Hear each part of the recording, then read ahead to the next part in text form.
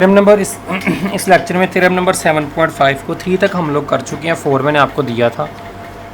4 को हम बाद में प्रूफ भी करेंगे कुछ लेक्चर्स के बाद। तो थ्योरम नंबर 5 को देखते हैं आज।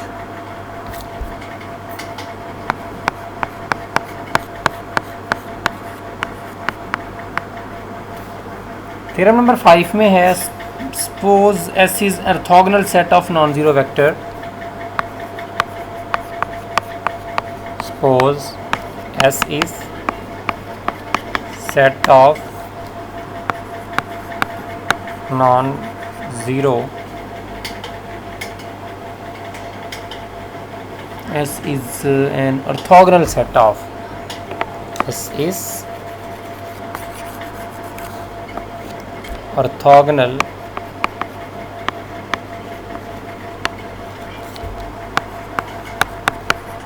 set of non-zero vectors, then S is linearly independent. Then S is linearly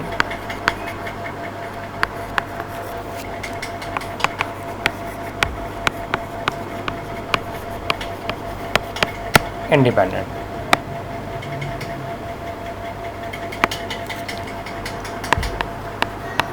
Proof.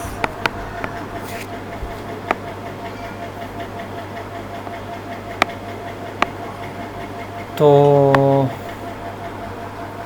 हमें उसने थ्योरम में बताया है कि S एक सेट है जिसमें कि ऑर्थोगोनल वेक्टर हैं सारे के सारे। हमने प्रूफ करना है कि सेट जो होगा वो लीनियरली इंडिपेंडेंट। ऑर्थोगोनल का मतलब आपको पता है कि जब भी आप सेट में से दो वेक्टर उठाओगे उनकी इनर प्रोडक्ट जो है वो आपको आंसर देगी 0। ठीक है,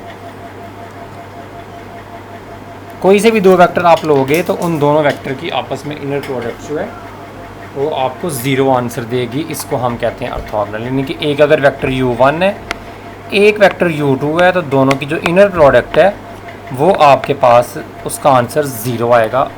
ठीक है, तो ये चीज़ मुझे क्वेश्चन के अंदर उसने बताई है।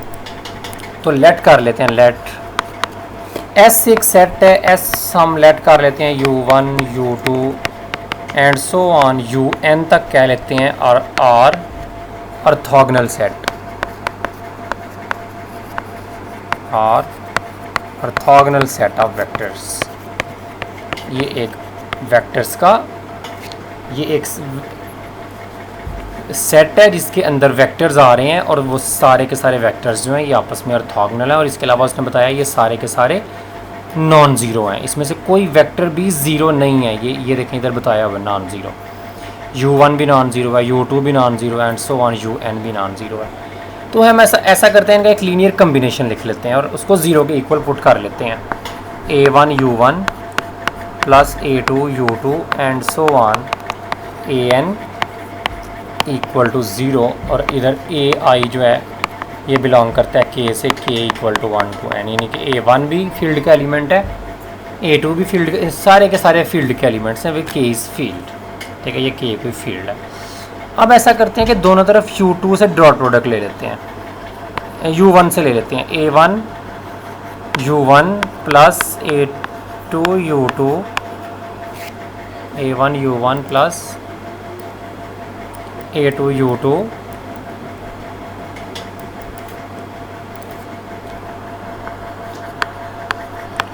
And so on an un।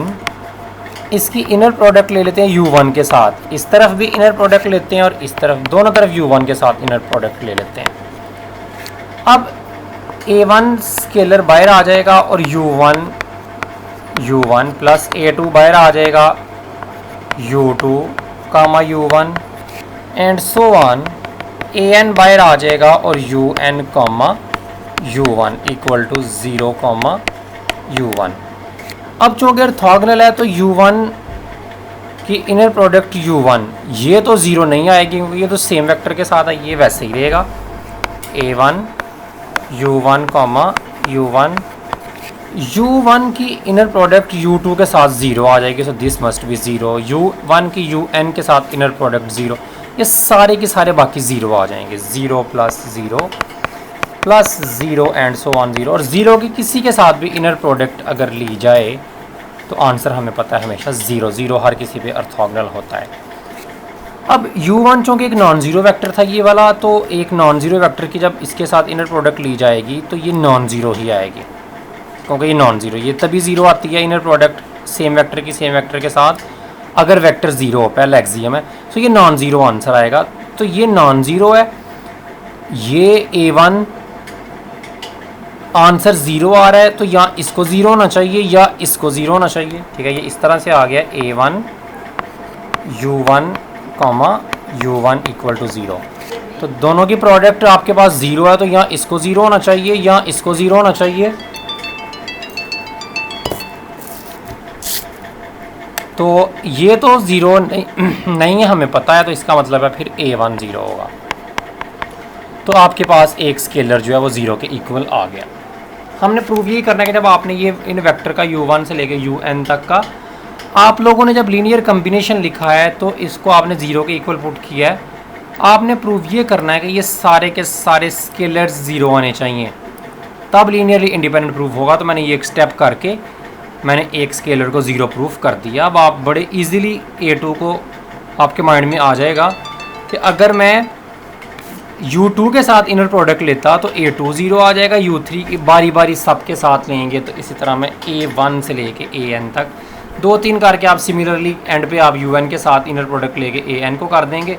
इसी तरह सारे स्केलर आपने ज़ीरो प्रूफ कर दिए। इसका मतलब है कि ऑर्थोगोनल सेट ऑफ वेक्टर जो होते हैं वो लीनियरली इंडिपेंडेंट होते हैं। यानी कि अगर आपको इस तरह से ये तीन वेक्टर दिए हों ये r³ के अंदर और आप किसी तरह प्रूफ कर दें कि ये ऑर्थोगोनल हैं, ये है तो नहीं है फ़िलहाल, लेकिन अगर आप ऑर्थोगोनल अगर आप उनको आपको ऑर्थोगोनल कोई देता है सेट तो आप उनको लीनियरली इंडिपेंडेंट बस चेक करो ऑर्थोगोनल हैं, ऑर्थोगोनल होंगे आपको कि भाई लीनियरली इंडिपेंडेंट है। तो ये एक रिज़ल्ट है, हम समटाइम हम लोगों के काम आ जाता है। ओके, अगला थ्योरम देखते हैं।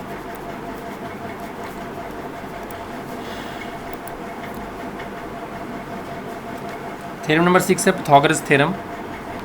u1 plus u2 plus u3 and so on un का नॉर्म, इसका स्क्वायर जो है ये इक्वल होगा u1 का स्क्वायर प्लस u2 का स्क्वायर एंड सो ऑन। ये पाइथागोरस थ्योरम है, थ्योरम नंबर 6। ठीक है, ये बिल्कुल सेम वही थ्योरम है कि ये सारा रिजल्टेंट होगा ना, तो ये बाकी साइड्स हैं। तो हाइपोटेन्यूस अगर सिर्फ मैं इधर दो ही ले लूँ इधर से भी, तो हाइपोटेन्यूस का स्क्वायर इक्वल टू बेस का स्क्वायर प्लस परपेंडिकुलर का स्क्वायर, तो ये सेम वही चीज़ आ रही है। ठीक है, तो ये ज़्यादा साइड्स के लिए है। पॉलीगॉन अगर आपके पास n साइड्स के साथ है तो ये चीज़ आप लोगों ने प्रूव करनी है। ठीक है, तो स्टेटमेंट इसकी यही है पाइथागोरस थ्योरम की, आप बुक से देख लें, मैं पढ़ देता हूँ। Suppose u1 u2 up to so on un is orthogonal set of vector. ये u1 से लेके un तक जो वेक्टर हैं ये सारे के सारे ऑर्थोगोनल वेक्टर्स हैं। तो फिर आपने ये रिज़ल्ट प्रूफ करना है। तो बड़ा सिंपल सा प्रूफ है इसका। प्रूफ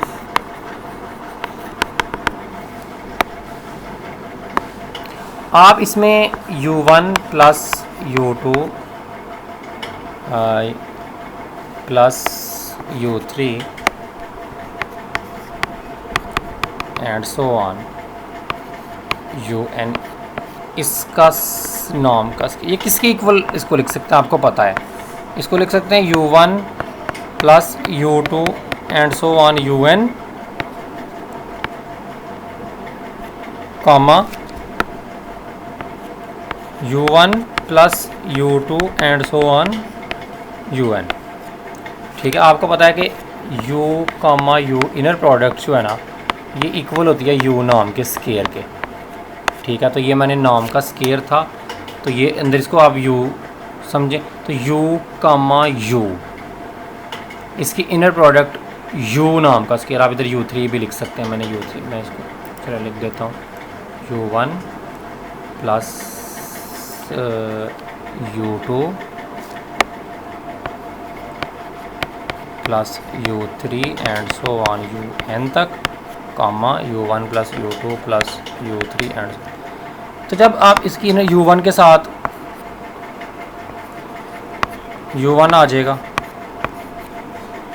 ठीक है, ये u1 के साथ u1 आ जाएगा, u1 के साथ u2 भी आएगा, u1 के साथ एंड सो ऑन un भी आएगा, u1 के साथ u1 भी आएगा, u1 के साथ u2 भी आएगा एंड सो ऑन u1 के साथ un भी आएगा, ठीक है। तीसरा एक्सियम इनर प्रोडक्ट, u1 के साथ ये सारे बारी बारी, फिर u2 के साथ ये सारे आएंगे, प्लस u2 के साथ u1 आएगा, u2 के साथ u2 भी आएगा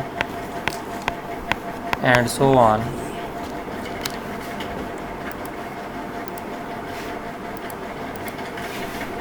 u2 के साथ u2 आएगा एंड सो ऑन, un के साथ u2 के साथ un भी आएगा।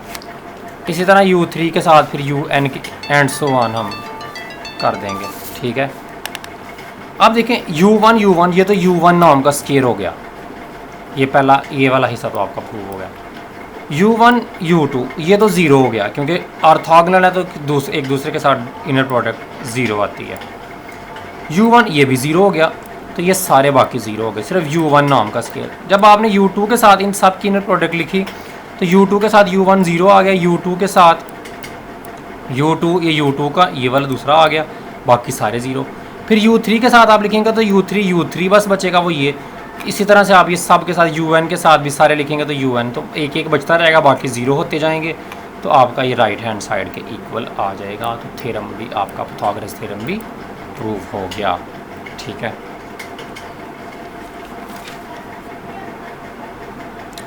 उसके बाद थ्योरम नंबर 7 है, आज ये आखिरी थ्योरम करते हैं, थ्योरम नंबर 7 है u1 u2 up to so on un bn orthogonal basis of v, u1 u2 and so on un और ऑर्थोगोनल बेसिस ऑफ v, ठीक है। ये बेसिस भी हैं v के और इसके अलावा ऑर्थोगोनल बेसिस भी हैं। Then any v belongs to v equal to v1 comma u1 inner product over u1 comma u1 into u1, v1 comma u2 over u2 comma u2 and so on v1 v है 1 नहीं है इधर and so on v comma un over un comma un, okay, un u2 and un। ये चीज़ आप लोगों ने proof करनी है कि v को इस तरह से लिखा जा सकता है। ये जो any v belongs to v की आप बात कर रहे हैं ना, कोई भी वेक्टर जो है वेक्टर स्पेस में से पुट लिया जाए तो उसको इस तरह से लिखा जा सकता है। प्रूफ इसका बड़ा सिंपल सा है।